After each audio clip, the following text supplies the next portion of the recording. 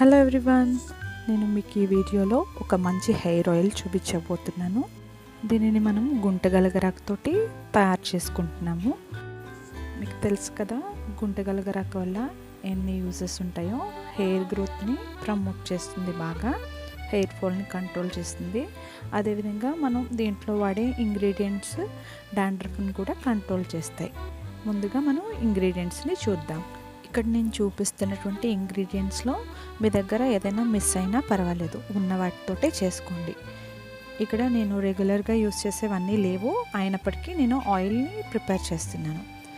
ముందుగా గుంటగలగరాకుని హోల్ ప్లాంట్ని వేర్లతో సహా తీసుకున్నాను. అదేవిధంగా 2 కొమ్మలు తులసి ఆకులు తీసుకున్నాను. ఒక 10 వరకు మందార ఆకులను తీసుకున్నాను. మందార పువ్వులు కూడా యాడ్ చేసుకోవచ్చు ఉంటే. అదేవిధంగా ఒక 2 కొమ్మలు అలోవెరాని తీసుకున్నాను, దాని జెల్ని యూస్ చేస్తాము. అదేవిధంగా ఒక స్పూన్ మెంతులు, ఒక 5-6 లవంగ మొగ్గలు, అదేవిధంగా ఆయిల్ని తీసుకున్నాను. ముందుగా ఆయిల్ని స్టవ్ మీద పెట్టి లైట్గా హీట్ చేసుకోవాలి.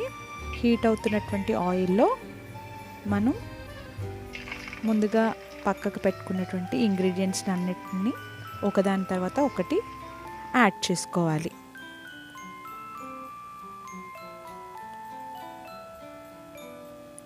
వీటిని ఇలా యాడ్ చేసుకుంటే సరిపోతుందండి.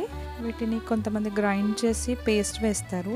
పేస్ట్ వేయటం వల్ల ఆయిల్ త్వరగా మాడిపోతుంది, దాని కలర్ కూడా మంచిగా రాదు, బ్రౌన్ కలర్ అయిపోతుంది అనమాట.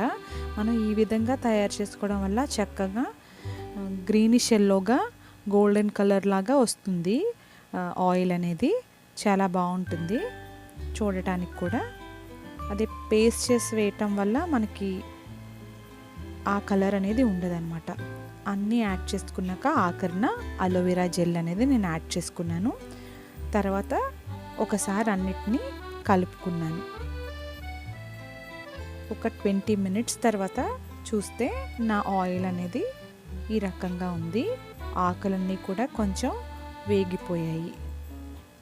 కలర్ కూడా చూస్తున్నారు కదా మీరు, మంచిగా ఆయిల్ కలర్ చేంజ్ అయింది, లైట్గా చేంజ్ అయింది. దీని కలర్ ఇంకా తర్వాత చేంజ్ అవుతుంది. ఇలా దాంట్లో వేసినటువంటి ఆకులన్నీ కూడా కొంచెం క్రిస్పీగా తయారయ్యి దాంట్లో ఉన్నటువంటి బబుల్స్ రావడం కొద్దిగా తగ్గిపోయినట్టు మనం గమనించినప్పుడు స్టవ్ అనేది ఆఫ్ చేసేసుకోవాలి. ఆకులని బ్రౌన్ కలర్లో అయిపోయే వరకు కూడా వెయిట్ చేయకూడదు, ఎందుకంటే అలా అయిపోతే కనుక మనకి ఆయిల్ కలర్ అనేది చేంజ్ అయిపోతుంది.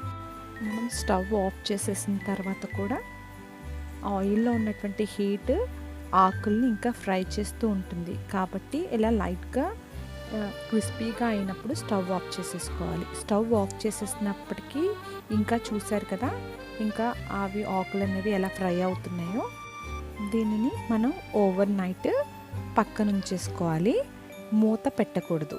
ఇలా మీకు ఏమన్నా పడతాయని డౌట్ ఉంటే క్లాత్ లాంటిది ఏదైనా కప్పుకోండి. ఇలా నైట్ అంతా ఉంచేసినప్పుడు నెక్స్ట్ డే మార్నింగ్ చూస్తే మనకి ఇలా ఆయిల్ చూసారు కదా, చక్కగా గ్రీనిష్ ఎల్లోగా టర్న్ అయింది. ఇప్పుడు మనం దీన్ని ఫిల్టర్ చేసుకున్నాం. చూసారు కదా ఎంత చక్కగా, ఎంత క్రిస్పీగా ఫ్రై అయినాయో. ఇవన్నీ ఒక స్ట్రెయినర్ సహాయంతో కానీ క్లాత్ సహాయంతో కానీ ఆయిల్ని చక్కగా ఫిల్టర్ చేసేసుకొని ఒక కంటైనర్లో స్టోర్ చేసుకోవడమే. ఈ విధంగా ఆయిల్ని ప్రిపేర్ చేసుకోవాలి. ఈ ప్రిపేర్ చేసుకున్నటువంటి ఆయిల్ని మనం రెగ్యులర్గా యూస్ చేసుకుంటే మంచి రిజల్ట్ అనేది ఉంటుంది. రెగ్యులర్గా హెయిర్ వాష్ చేసే ముందు 1 గంట ముందు ఆయిల్ని చక్కగా తలంతా పట్టించుకొని కుదుళ్ళ నుంచి చివరి వరకు పట్టించుకొని చక్కగా హెయిర్ వాష్ చేసుకోవచ్చు. లేదంటే ఇంకా మంచి రిజల్ట్ కోసం ముందు రోజు నైటే మనం అప్లై చేసుకుంటే ఇంకా బాగుంటుంది. మంచి రిజల్ట్ కోసం రెగ్యులర్గా యూస్ చేయడం అనేది అవసరం. అదేవిధంగా మంచి నిద్ర, న్యూట్రిషన్ కూడా అవసరం. Thank you for watching. Please like, share and subscribe.